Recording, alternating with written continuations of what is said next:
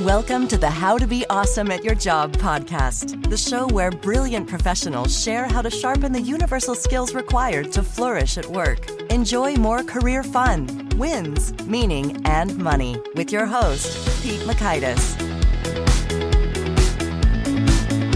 Hello, and thanks so much for joining us here for episode 608 with Tracy Timm. Tracy has boatloads of insight for how to find extreme clarity that makes for better career fits. They fit just right, like comfy jeans, your favorite pair. That's what we're going to get to with Tracy's insights. You'll learn 1, the 3 types of fit that determine career satisfaction. 2, why an emphasis on job titles hurts our careers. And 3, how to get clear on all of your future tough decisions in 1 hour flat. If you want to check out the show notes or the transcript or the links to items we reference here, you can drop on by awesomeatyourjob.com/EP608. And if you're at awesomeatyourjob.com, I encourage you to check out some cool resources such as the Gold Nugget email list, which provides summary insight from Tracy in an email you can read in about 3 minutes, as well as access to the vault of all of these Gold Nugget emails. So you can check out that summary goodness from all 608 guests. Cool stuff. That's called the Gold Nuggets at awesomeatyourjob.com. Here's Tracy's story. Tracy Timm is the founder of the Nth Degree Career Academy, the proven career clarity system that helps high-potential professionals discover, define, and drive careers they love. She's got a degree in behavioral psychology from Yale University and has studied design thinking with the founder of the d.school, or design school, if you will, at Stanford University. Tracy left a successful but unsatisfying career in finance, traveled once around the world on semester at sea, and discovered her ideal career. For more than 5 years, she has applied these lessons in her career advisory work with hundreds of individuals and over 100 fast-growing companies. Tracy lives in Dallas, Texas. Big thanks to Tracy for sharing her wisdom with us. And big thanks to our sponsors. Check them out. One sponsor to check out is Harvard Business Review. This brilliant magazine, published at hbr.org, is the leading destination for smart management thinking. Fun fact, HBR has been mentioned in 108 episodes of the show. That's because HBR has great stuff that comes up often. They've got explainer videos, podcasts, real-world case studies, and much more. I think of HBR each night that I put on my special orange glasses. Their article, Will Blue Light Glasses Improve Your Sleep?, revealed that those who wore them reported better sleep and a 7% improvement in work performance as compared to those who wore the sham glasses. So I cite HBR anytime anyone tells me that I look silly wearing them. Now, much of HBR's content is available for free when you sign up at their site. Subscriptions that get you unlimited content cost $10 a month. If you visit hbr.org/subscriptions and enter the promo code AWESOME, you can save 10% off of that subscription. Again, to save 10% off of your HBR subscription, go to www.hbr.org/subscriptions and enter the promo code AWESOME. And big thanks to our sponsor, Acorns. Acorns makes it easy to start automatically saving and investing for your future. You don't need a lot of money or expertise to invest with Acorns. In fact, you can get started with just your spare change. Acorns recommends an expert-built portfolio that fits you and your money goals, then automatically invests your money for you. NerdWallet.com, whom I love on these sorts of matters, gives Acorns a whopping 4.7 stars and says, quote, if you want to make the most of your spare change, there's no better place to do that than Acorns. Head to acorns.com/awesome or download the Acorns app to start saving and investing for your future today. And we got a legal disclaimer here. It may not be representative of all clients. Tier 1 compensation provided. Compensation provides an incentive to positively promote Acorns. View important disclosures at acorns.com/awesome. Investing involves risk, including the loss of principal. Please consider your objectives, risk tolerance, and Acorns' fees before investing. Acorns Advisors LLC, Acorns, is an SEC-registered investment advisor. Brokerage services are provided to clients of Acorns by Acorns Securities LLC, member FINRA/SIPC. For more information, visit acorns.com. And now, here's Tracy. Tracy, thanks so much for joining us here on the How to Be Awesome at Your Job podcast. I'm super pumped, man. It's been a long time coming. Some mutual friends between the two of us, and this is going to be a fun conversation. Well, thank you for your patience. It's all my fault that it was a long time coming. Oh my gosh, absolutely not. You're a busy man. We take our time and we investigate or stalk prospective guests. And you came up tremendously. So I want to hear, first of all, you have won 3 different national championships in 2 different sports. What's the story here? What are the sports and how did you do that? Yeah, so it was, it's really funny. I grew up playing softball primarily, and I was really a good athlete. And my dad was an athlete as well growing up, and he really pushed me the most out of the family. And I'm an only child, so he didn't have a whole lot of other people to focus on. So I was on the best teams from when I can remember, getting the best coaching from when I can remember. And so I won my first national championship as a softball player when I was 12, and then my second one when I was 13, back-to-back national championships on the same team. And then I did not achieve that level of success again until I was a senior in college, and not in softball, but actually I'd gotten recruited at Yale to play softball. I'd played for 2 years, and then I quit the softball team to do other things and find something that I actually really enjoyed. And I started playing club volleyball for the team on campus, but the club team, not the varsity team. And we won a national championship my senior year. And like nobody saw it coming. It was the most random event of all time. Yeah. Nobody saw the Yale volleyball team coming. But we had so much fun. Yeah. Well, that's lovely. Well, so we're talking about you're being unstoppable in the world of career. So I'm curious, do you think there's a parallel in terms of your sports championship unstoppability and when it comes to being unstoppable in your career? Oh, man. Yeah. When I was getting recruited out of college, and I was finding that a lot of companies, and you might know this already, are really interested in hiring athletes because of the background of dedication and hard work that they've shown in one particular area of pursuit. So yeah, I think that there's an element of like relentlessness and grit and persistence. And the thing that I always tell people now is like, especially if you're in a job where you're doing something like sales or you've got quotas or you have to perform to a certain level, when you're an athlete, especially let's say baseball or softball, success is hitting the ball 3 times out of 10. A 300 batting average is excellent. And anything above that, we're like, oh my gosh, can you believe it? But that means that athlete goes back to the dugout 7 out of 10 times. So you have to develop this just like skin on you that is, 3 out of 10 is a huge win. And if I can do a little bit more than that, I feel amazing about myself. You get beat down a lot. So yeah, I think that there's an element, if you really want to feel unstoppable, of building that muscle over time. And certainly being an athlete would help with that.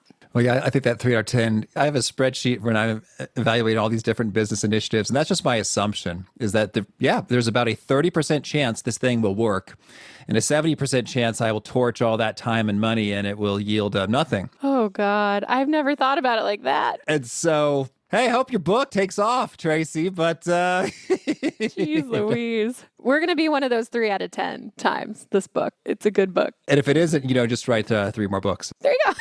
That's all, Tracy. Just do that. Well, let's dig in a little bit in terms of, so unstoppable, discover your true value, define your genius zone, and drive your dream career. That sounds awesome. I want to hit, first of all, if anyone is feeling not so unstoppable, because maybe they were laid off with COVID and they don't know just how, choosy or big dreamy, they can be right now, what would you say to them? My heart really first and foremost goes out to those people because we are in weird times, and more than ever in maybe our lifetime, myself being only 32, about to turn 33, this is some of the most uncertain times that we've lived through at our age. But what I think that we all could benefit from and take a step back and get some perspective on is that, yes, this is a kind of a weird, crazy time, but to me, the pandemic is just a reminder that life is crazy and uncertain.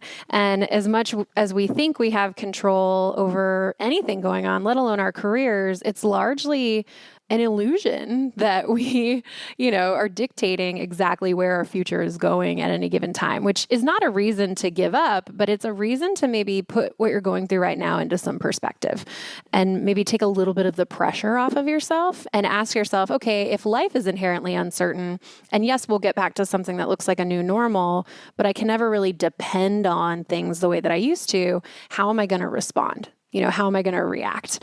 And in my business right now, what we're seeing is that he or she with the most clarity wins in times of major uncertainty. So when there are more people applying for the same amount of jobs, and of course that's going to mean more people with maybe better credentials than have ever applied for those jobs. I'm hearing crazy stories like people with PhDs applying for jobs that don't even require bachelor's degrees type of thing.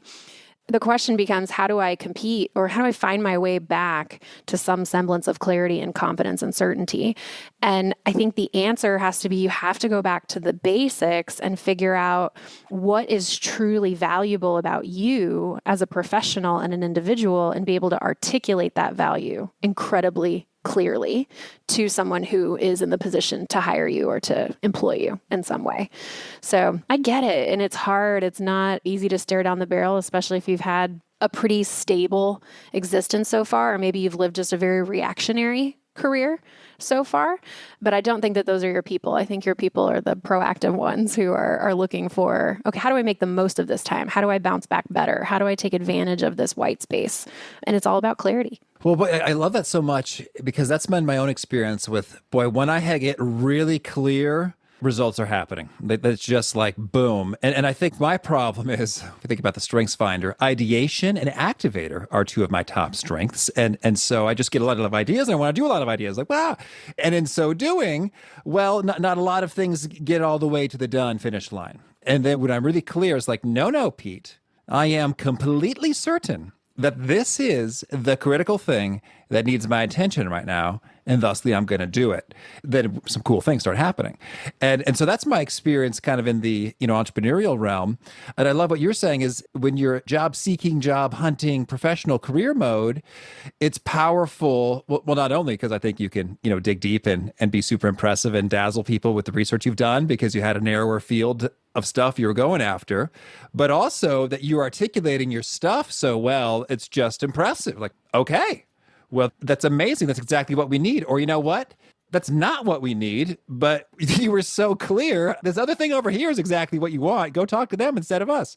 Boom. You're so right. You're absolutely right. The cool thing is that leaders want that amount of clarity, right? Like, we've had multiple times where graduates of our program have gone to their bosses and said, I did this work and I know exactly what I want to do, and here's why I'm the best at it. And they're like, I wish every one of my people could tell me that, because they're playing a guessing game. We've got this sort of, team full of athletes, if you will, and we're trying to figure out what positions to put them in to get the best results as a business. And if you don't know your value, they're definitely not going to have absolute clarity into your value either. So it's only mutually beneficial, Well, so you break that into three components. They each start with D: discover, define, and drive.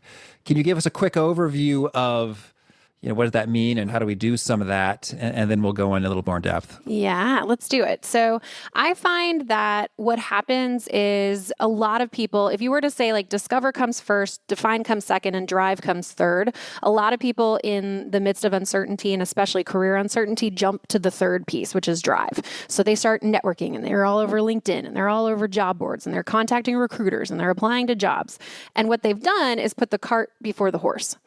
So I like to go all the way back to the beginning. When I deal with somebody who's in any way uncertain, unclear, and unconfident in who they are as a professional, then we have to go all the way back to the beginning. We have to go all the way back to the foundation of what makes you you.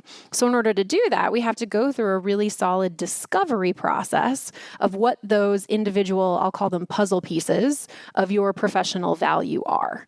And then once we've done that deep dive, that discovery part, that's when we can transition into the define phase. So once we've done all the discovery, we've got all your puzzle pieces, then we can set them all out on the table, create the framework for success for you, and put those puzzle pieces together properly, aka define your genius zone as a professional. And it's only when we've defined what your niche is in the world, your ideal, best and highest value, let's call it your Olympic gold medal level ideal profession, where you have the best chance of succeeding at the highest level, adding the most value and getting the most in return.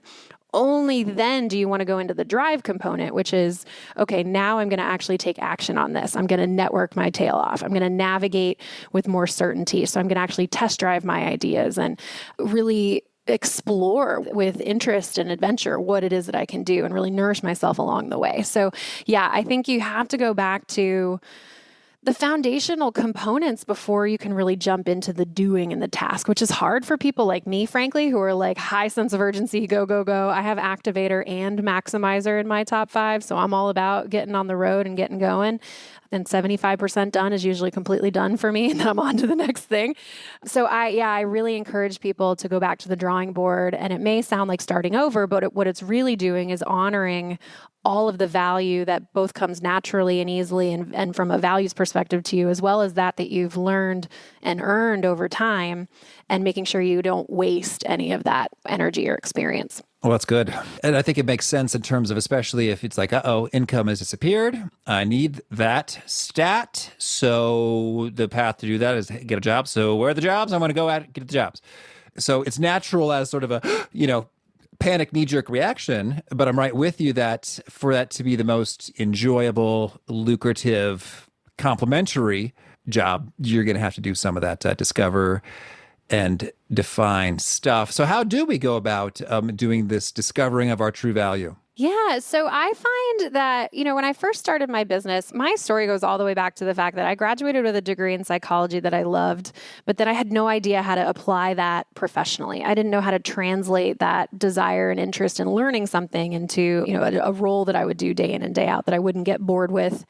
And so I did it all wrong. My first job out of college was on Wall Street, and I ended up being miserable and quitting that job and traveling around the world and spent every last dime I had and, all this stuff. And so one day I just remember sitting down. Truth of it is I got fired from a job that was a horrible fit for me. And I was like, okay, self, like if the safe thing doesn't work, like what do you really want? Like who do you have a heart to serve, and what problem do you want to solve for them? And who do you think about when you're falling asleep? And what is the thing that's just on your heart? And for me, it was that person that I was years before that who had all this potential that was just like bundled up inside and looking for a route out, right? Looking for the thing in the world that you could go just slay at, right?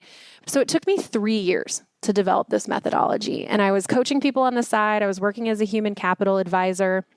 And so over that 3 years, I was discovering what elevates a person from an employee. So let's just say you're an asset, you're a line item on a spreadsheet, you're having to justify your paycheck every 2 weeks, to what takes that person and elevates them from that to an asset.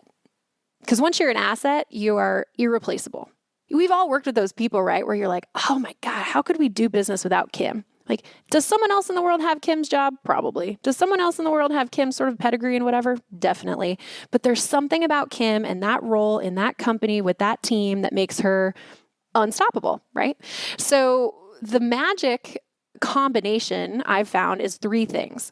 And there are 3 specific ways you can fit into a company and 3 specific ways that a role can really be a deep fit for you.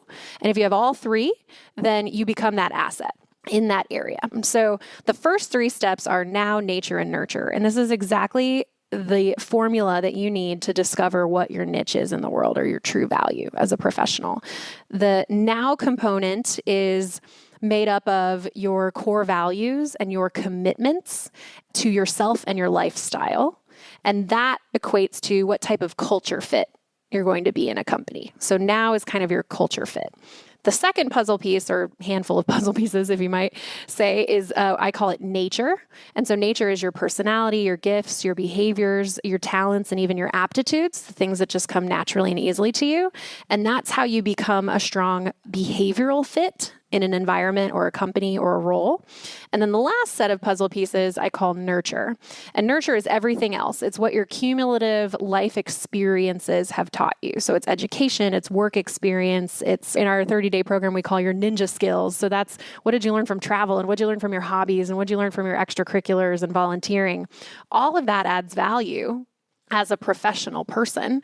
And so you've got to write those things down and articulate what those values are. It's skills, it's knowledge, it's expertise. And if you stack those 3 items on top of one another, so the foundation is now, it's your core values, and then you layer on how you're naturally good in that area, and you layer on top of that what you've learned or studied or practiced or experienced, then, and only then, do you become this sort of Olympic level athlete at your job. And then we can say, okay, if you're Usain Bolt, then we know exactly the one event on the track that's perfect for you. If you're Michael Phelps, then we know exactly the one event in the pool that's perfect for you to win the most gold medals. In this case, to achieve at the highest level, to have success, to have it sustainably, and to become an asset in a business, whether it's your own or someone else's, as opposed to a liability or just an employee. So now if the now leads to a cultural fit in the organization and the nature leads to a behavioral fit in the organization, what does the nurture kind of fit lead to? Job fit. Okay, job fit. So that's like, do you have the skills or the knowledge or the expertise to do the thing that you're required to do? And if you have all three, the cool thing is that you know how to do it. It comes to you also without having to work as hard as someone else, and you deeply value it, so you're likely to work harder at it than anyone else. And that's the magic, right? It sort of amplifies, or what's the word, exponentiates, makes exponential your value because it's layered so deeply into who you really are in all of those different areas. You know, what I think is intriguing here is that, I mean, you can be in roles that have 0 out of 3, 1 out of 3, 2 out of 3, or 3 out of 3.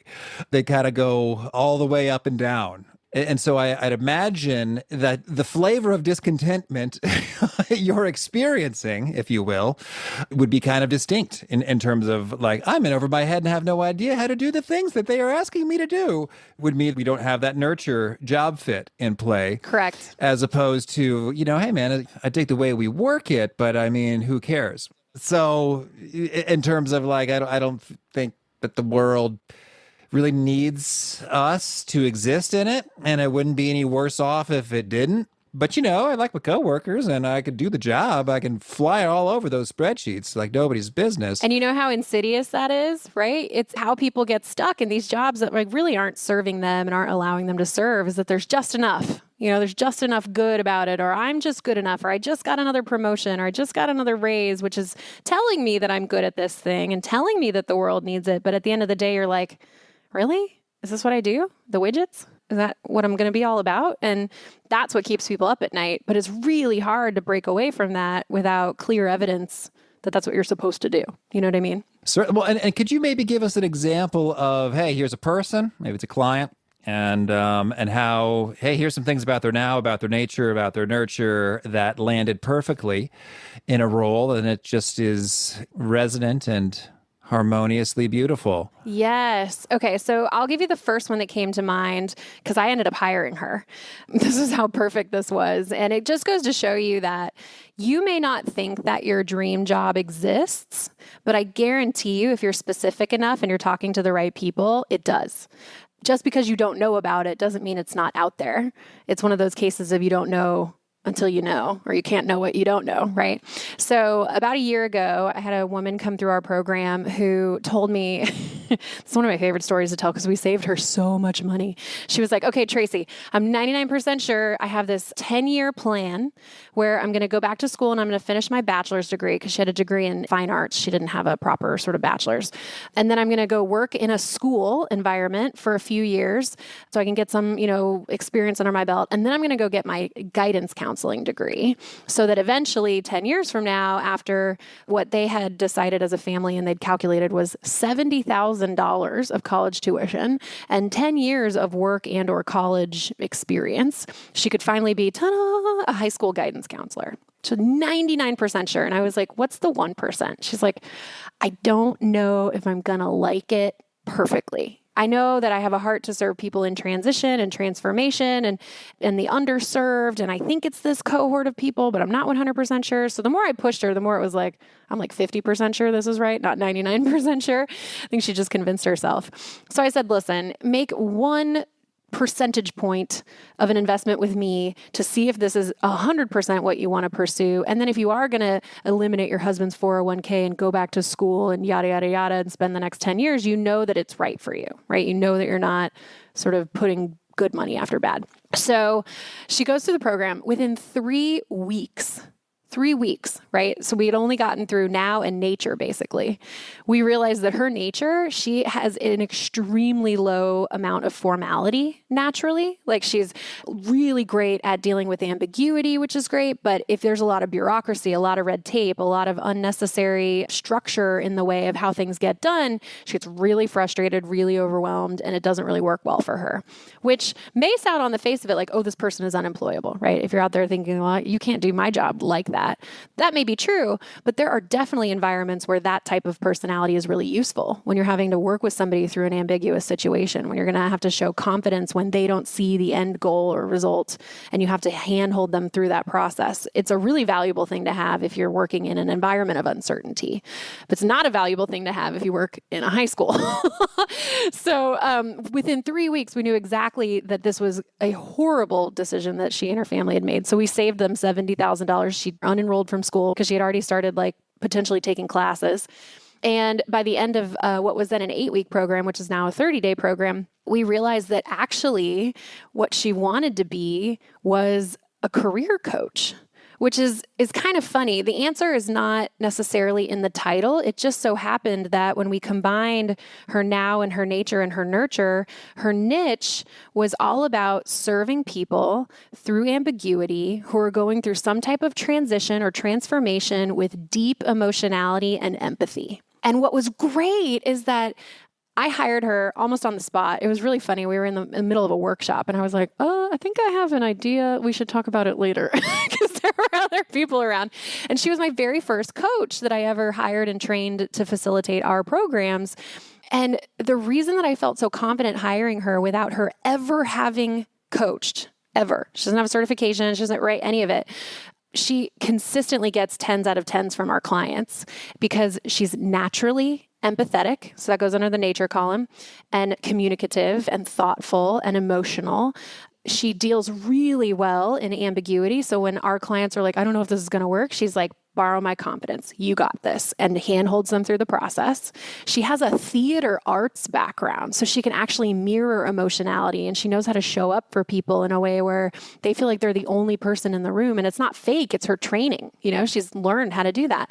And then her value set is all around serving people and allowing them to reach their fullest potential. And so there were all these really cool puzzle pieces that I would say the average maybe leader or manager wouldn't necessarily put together, but because we put her niche together, I was able to see how these seemingly disparate qualities from now to nature to nurture actually complemented one another in such a way that it set her up to be successful in that role without her actually ever having physically done that role before. So all I needed to do was teach her the program. And that was the last puzzle piece we needed, right? From a nurture perspective. But her facilitating the program came easily because of the theater arts background, because she had actually led and managed people previously. Again, all in different scenarios, but it was 100% transferable to working for me. She tells me at least once a week, I'm doing my soul's work. This is my dream job. And it's just so cool that I get to see that. Okay, so we've zeroed in. So that's the discover phase there that we've done with those 3 N's. Yeah. So then how do we define the genius zone? There are a couple ways to go about this. It's kind of like personality and background and core values math in a sense. When you go into define, the goal is to figure out how all those things come together and complement one another. So one of the ways I like to do this is think about like a triple Venn diagram in your mind's eye. So you've got now at the top, nature on the bottom left, and nurture on the bottom right. And what we're looking for is the nexus in the middle. Where do those 3 things overlap? I find that the easiest way to do that is to just pick a value. So like pick one data point in your now piece and ask yourself, where does this value show up for me in my nature? Is it a part of my personality? Is it a part of my natural behavior set? Is it a part of my gifting? Is it a part of my talents?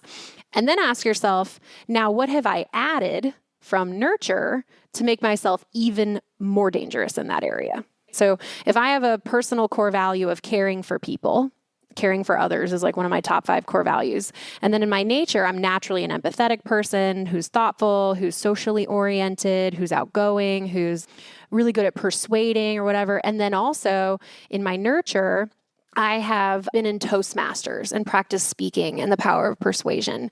And in my nurture, I have gone through a transition and a transformation myself. And let's say maybe that transition is I'm recovering from an addiction of some sort. And I can talk from my own experience and I can be really incredibly powerful and articulate in helping people through that process themselves. Well, hot damn, like now we're cooking with grease, right? Because we naturally care about it. It comes more easily than it does for most people. And you've put in some time to really gain skills and knowledge and expertise in that area. And then the goal is just to do that over and over and over again for each core value. And if you've got, let's say, 7 to 10 core values, which is what most of us has at any given time, then you've got 7 to 10 core components of your ideal profession. And when you start to weave that into a narrative, it gets really powerful. That's where you can start to really powerfully articulate your value and define your niche in the world. Sans job title, right? Like I was just on a panel earlier today and this woman was like, listen, the answer is not a job title. Just like the answer to who your, life partner is not their name. They have a name, right? Your dream job has a job title, but the reason that they're your dream person is all the qualities that make up that job. And I think we need to reframe looking for careers like that, right? If we can describe the who, what, when, where, why, and how of our dream job, that's so much more powerful than account manager or sales representative. You know what I mean? That's true. I want to be a business analyst. It's like, well, maybe you do. Because even the title, I think that's a great distinction. Because that title can mean wildly different things at different organizations. Exactly. And like one organization's business analyst is your nirvana. And the other organization's business analyst is your hell, even though you might still be fiddling with Excel in both of them. You're absolutely right, Pete. I think you're spot on. That's the difference. And that puts you back in the driver's seat, because if you can articulate your value that way, then you're never beholden to someone else defining you. Someone else saying, oh, this is what you're talking about. Well, no, because actually it's not this, it's that. And you know why, and you've done the hard work to back up that answer.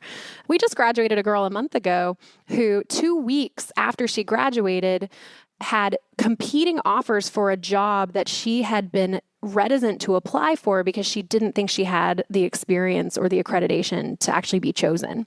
Not only did she just needed to build the confidence that she did via the experience she already had. And she had competing offers within 2 weeks of graduating. And now she said she's making $14,000 more a year. She's working at a dream company. She was able to leverage those offers against one another for better benefits and more flexibility. And their family is on like a whole new trajectory, all because of confidence. It's just crazy to me. It's not easy, it's hard work, but I think it's simple. I think the math is simple when you break it down. You've called it math, and I was intrigued when you zeroed in precisely as like, well, we have 7 to 10 core values at a given time. It's like, that's okay. Let's dig into that. Because there's a number of ways we could define that. You tell me, what do you mean by a core value, and how do we figure out those 7 to 10? Yeah. Okay. So I have sort of my favorite process for figuring out my core values every year. And this is how we teach it in our 30-day breakthrough program. So what I like to do is I call it the 10, 20, 30 core values brainstorm. So for 10 minutes, what you want to do is just think of all the things in your life that really move the needle for you. And some good questions to stir the brainstorming process for that are, where do I find joy? What lights me up? What makes me feel good? What gets me excited? What do I need to live a good life? Who do I need to be a good person in my own eyes, right? It's all about your core values, not anybody else's. And if you're going to take the time to do this, please rid yourself of the expectations of other people, at least for this 10 minutes. Well, I was going to say to that point, so feel good. Well, hey, I love positivity, but I think we might also say, feel bad. Like, hey, where do you feel guilty because you know you have failed to live up to something that matters to you, with that asterisk that matters to you, and as opposed to, oh, I feel bad because I didn't call my mom enough. And I kind of do. But it's not because of her expectations, because, I really respect and appreciate all she's done for me, and I love her. And I want to be the person who is a great friend and son and grateful and giving to others. Hi, Mom. She listens. Aw, hi, Mom. So, yeah, I guess it's not so much because, my mom's disappointed or upset with me, but it's because, no, that's who I want to be. And I'm often not being that. Yep. I think that's really powerful. And then I feel some guilt associated with that. Totally. And so you could dig in the happy place And then also in the guilty place, so long as it's purely your guilt and not inflicted from another party. Yeah, or you can go to another level, which is what pisses you off. Sure, yeah. What's the thing where you're like, why don't more people signal when they're turning right? You know, like, and what does that mean to me? Oh, and that can give you so much insight too, in terms of, boy, like if it's a movie or a book or just something you heard from someone do or a news article, is like, this is filling me with such joy and delight. Why? Or this is making me super angry. Why? And that could point you to a value. But continue. So we have the 10, 20, 30. So we're starting with some questions for 10 minutes. We ponder. Correct. And it's just get it all out and don't judge it. So it doesn't need to be one word values, and they don't need to be like life affirming. Like the last time I did it, one of the first two things that I wrote were warm kitten cuddles, because I have two cats that I absolutely adore. And then the second one that I wrote was a bar where the bartenders know my name. Like, I like the idea of having a home bar, of having like people know you, of being part of a neighborhood. And so those are what I wrote. I didn't overanalyze them. I didn't ask like, what's the deeper value here? I just wrote the thing that brings me joy or the thing that makes me feel good, right? So that's the first 10 minutes. Don't judge it. It's brain dump. Get it all out. The second part for 20 minutes is when you go and actually find a list of core values, and you either print them out on a piece of paper or you look at them on a spreadsheet, and you're circling every single one that resonates with you. All of them. And this is your opportunity to fill in the gaps. So often, you know, the first 10 minutes, maybe you forgot something, or you had a mental block on some area of your life that actually really is important. This is where we're actually going to find inspiration from the words themselves, as opposed to try to pull the inspiration out of ourselves, if that makes sense. So 10 minutes of brain dump, 20 minutes of reading words and circling them. And these are the words that you dumped. No, this is a whole additional set of words. So it'll probably be complementary. So the things that came naturally to you that you just dumped out of your brain might not be in these perfect value words. Where do I find these value word lists? I use corevalueslist.com. Yeah, it's not my own. Yeah, it's 500 words. Corevalueslist.com. Thank you. You know what? It's really funny. Enough people have asked me that I should make my own page. You know, tracytimm.com/corevalues, but I haven't. I'm so lazy. Or you might be able to put some flavor on it. Like if they got 500 pieces of raw material, you could do some categorizing and, you know, I don't know. I like that. I like it a lot. Well, so now you've jumped the gun on me, because step number 3 is categorizing. At this point, you're probably going to have 50, 100, 150 words or phrases either written down. I like to do mine in a spreadsheet because then I can just move them easily.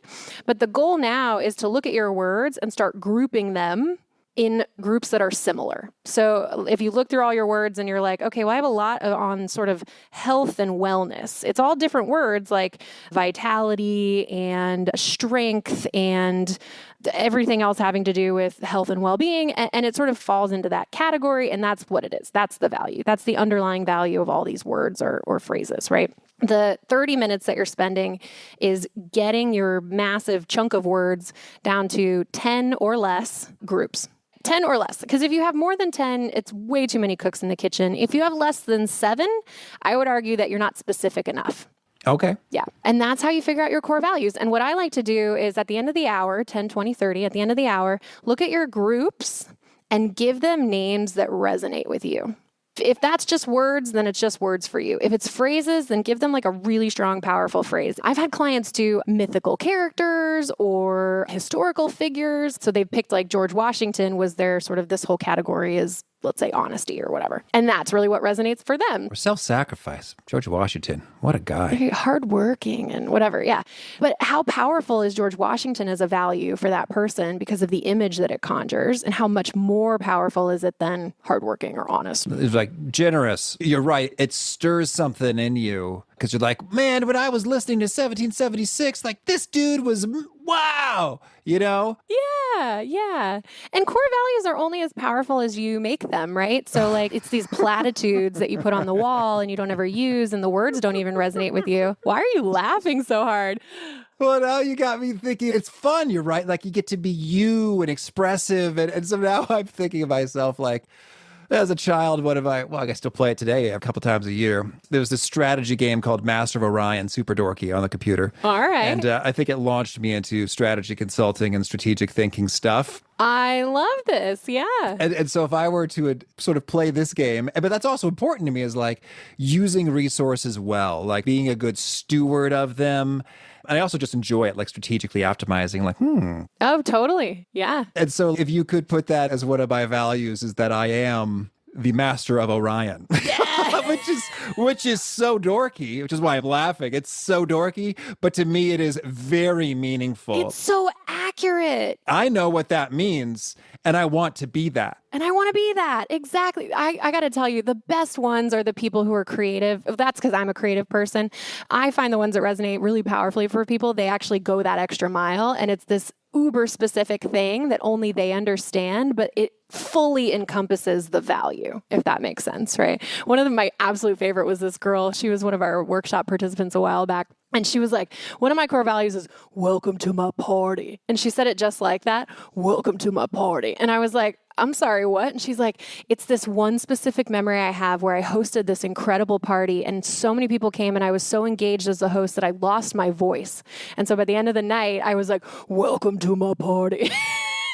And she said people made fun of her forever, but what it encapsulated for her was this sense of like providing a space for people to have a great time and how much energy she got from that, how much joy she got from that. And she loved being in charge. So it's actually a more complex value, but it was so perfect for her that it's Master of Orion for you. It's fabulous. I love that. So I think that's how you do it. If I may, can I put you on the spot? Drop it on us, your 7 to 10 core values in all of their unique flavor. You want to know them? Yeah. All right. You know what? You're so lucky, Pete. I actually have these up on a spreadsheet all the time because I like to refer back to them whenever I'm making decisions.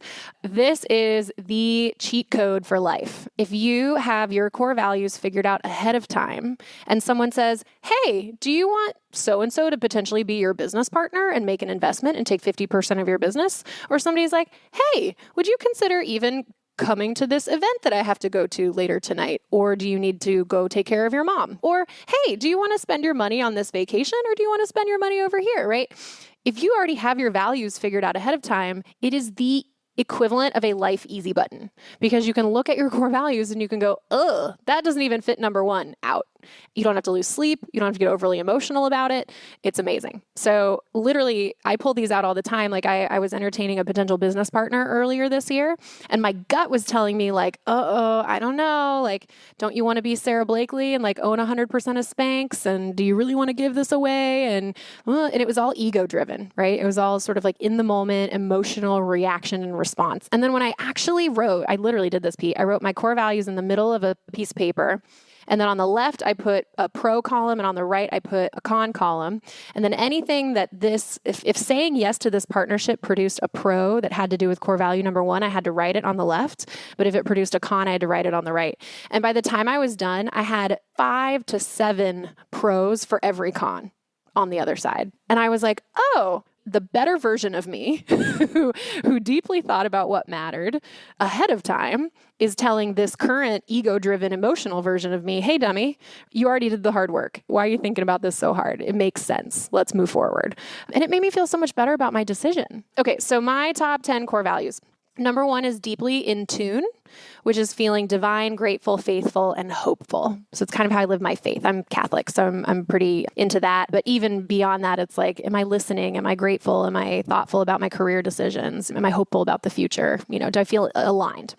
Number 2 is it takes a village. This is a new one this year because Tracy Timm was rowing the business canoe alone for about 5 years and my arms got real tired. So it takes a village is feeling supported, loved, comforted, and connected. If I'm living those 2 values, then I also get to live my 3rd value. They're all in a row, which I highly advise people do.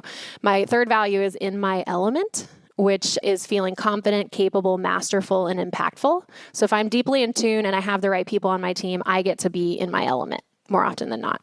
Which then, if I'm in my element, I get to be number 4, which is fully alive. So that's feeling excited, eager, adventurous, and awake. Being awake is like such an important word to me because I feel like I lived a good portion of my life as a zombie, and I don't want that for myself or anybody else. I can't help but tie together Catholic and fully alive with St. Irenaeus. The glory of God is man fully alive. That was one of my faves. Thank you for that. Oh my gosh. I feel so affirmed. Yes. Love it. So if I'm fully alive, then I get to be number 5, which is in the moment. And for me, in the moment means engrossed and aware and connected and kind of full of wonder. Like I tend to be the kind of anxious, fearful person more than I am the full of awe and wonder person, but I really aspire to that value. So that's my 5th value. Number 6 was a personal sort of plea for myself at the beginning of the year. Number 6 is less is more.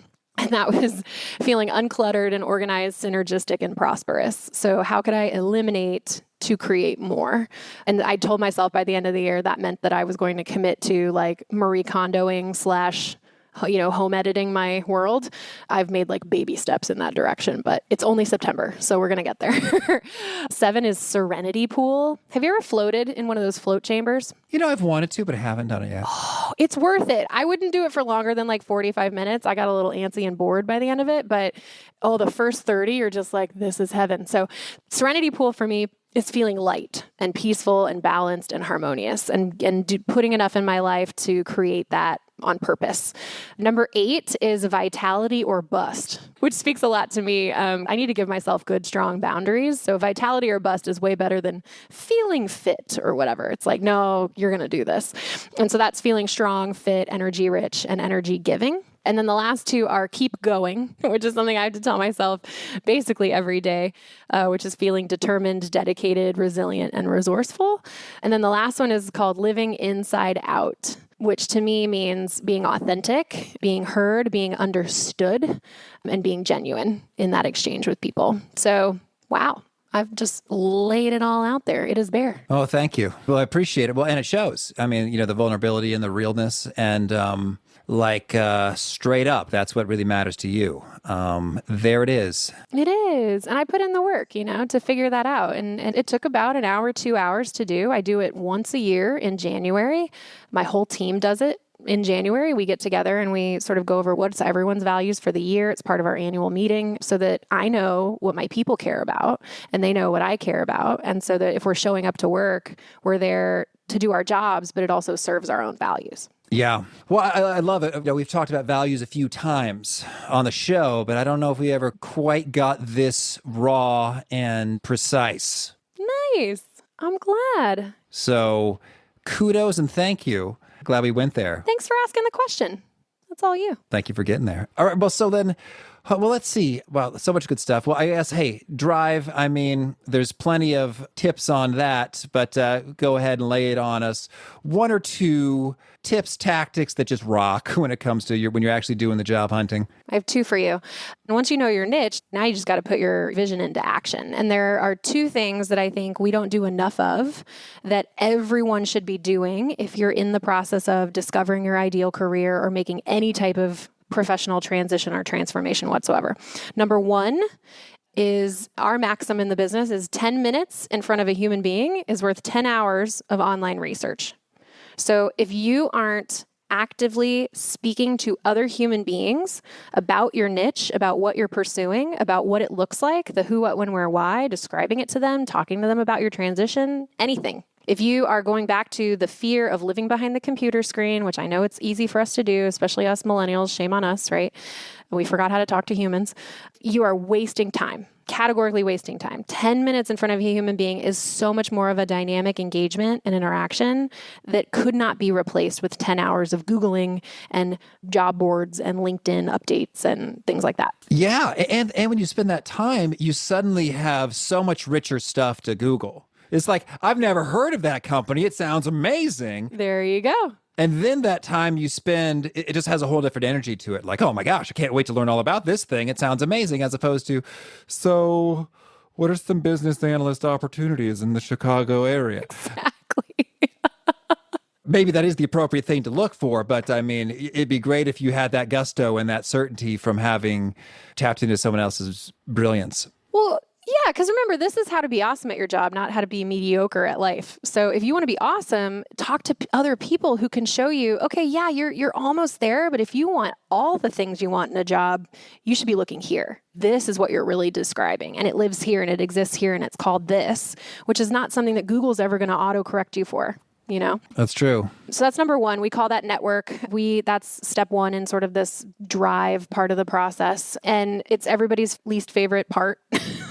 Like nobody wants to quote unquote network because they think it's awkward and they're going to have to talk to people they don't know. And 99 times out of 100, you have a pre-existing amazing network that you're just not tapping, right? That they want to help, but they don't know how to help you and they don't know what you want. And all they need you to do is go to them and tell them what you want. It's brilliant, but you have to ask. And so then the second piece of advice in drive, I call navigate, which is really just a fancy way to say test drive your options. Like have an informational interview, go shadow someone. Do not be the person that accepts a job or applies for a job without knowing what you're getting yourself into. Like investigate what you're pursuing, inspect what you expect. And the easiest way to do that is to test drive your assumptions. And the only thing that keeps us from doing that is we're afraid to be wrong.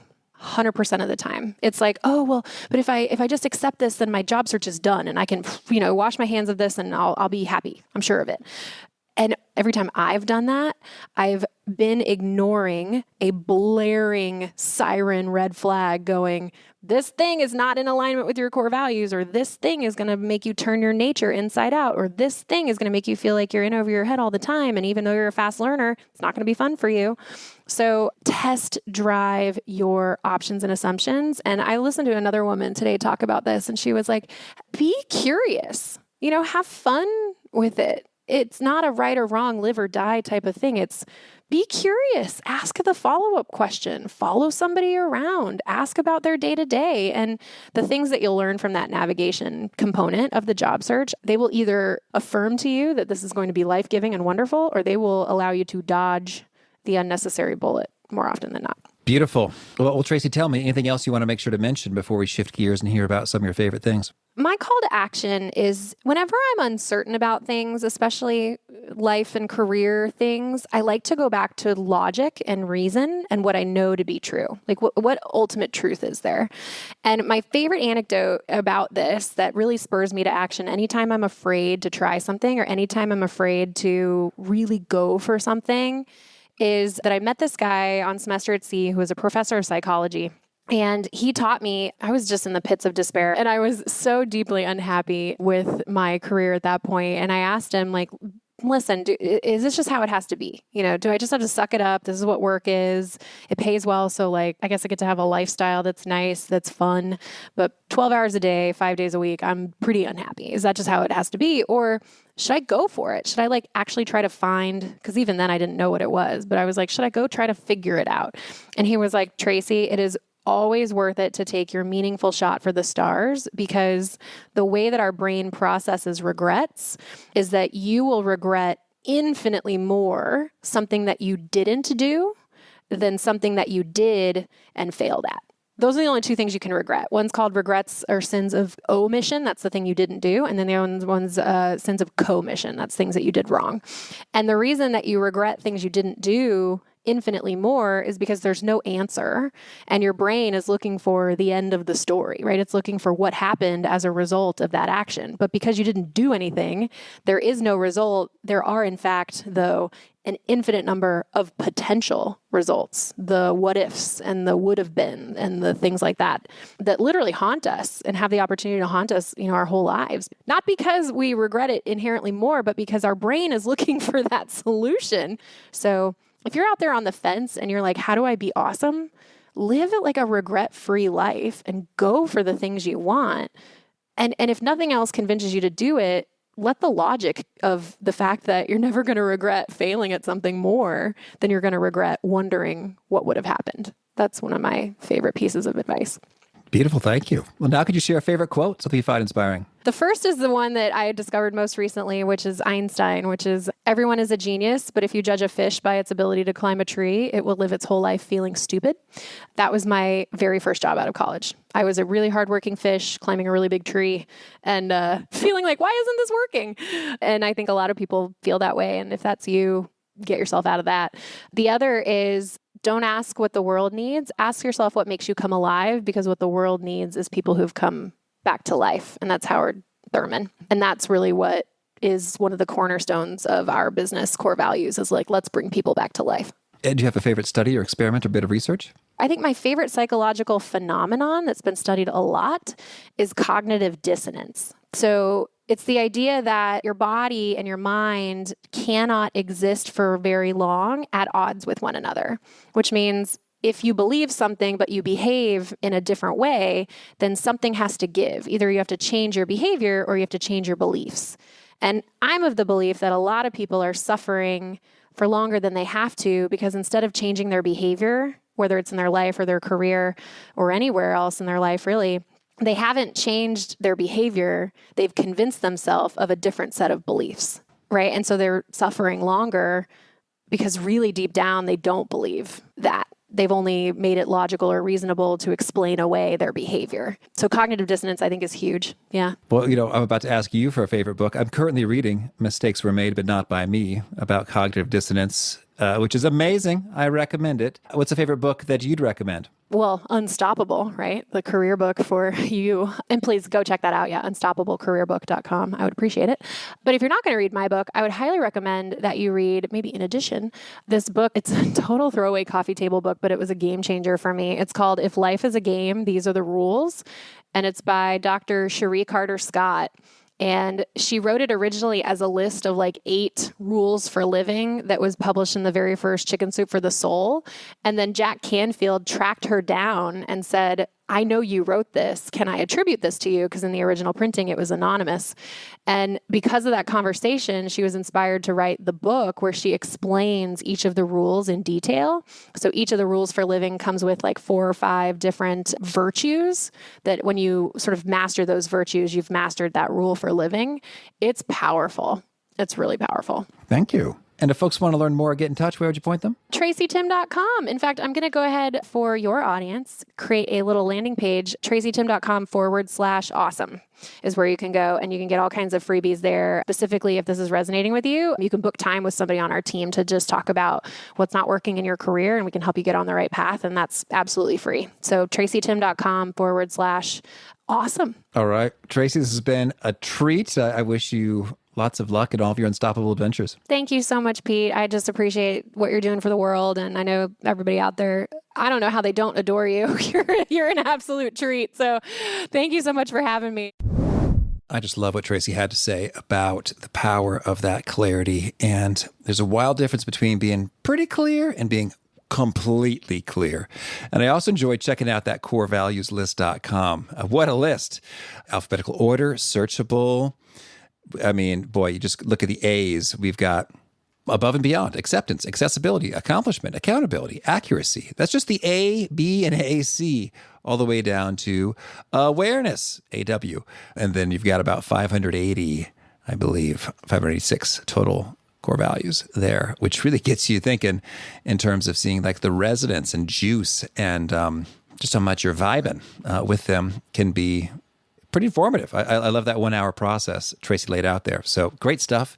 Again, the show notes, the transcript, the links to items we've referenced are at awesomeatyourjob.com/EP608. If you haven't already, I recommend you push subscribe. We've got Devora Zach back on the show. She's talking about single tasking, multitasking, what you can do, what you can't do, and the optimal way to get a lot of great stuff done.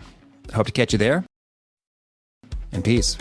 Thanks for listening. To get the most out of the show, we recommend 2 key things. First, check out the extra resources at awesomeatyourjob.com. You can find this episode's transcript and links, as well as the perfect episode for your situation. You can search the full text transcripts of hundreds of episodes or explore episodes tagged by topic and competency covered. Second, subscribe to the podcast and get future episodes automatically. You can subscribe by telling Siri and several other smartphones and speakers, subscribe to the How to Be Awesome at Your Job podcast, or by tapping subscribe in your podcast player of choice. If you'd like some extra help figuring out podcasts and how subscriptions work, visit awesomeatyourjob.com/subscribe for guidance. Hope to catch you on the next episode of How to Be Awesome at Your Job.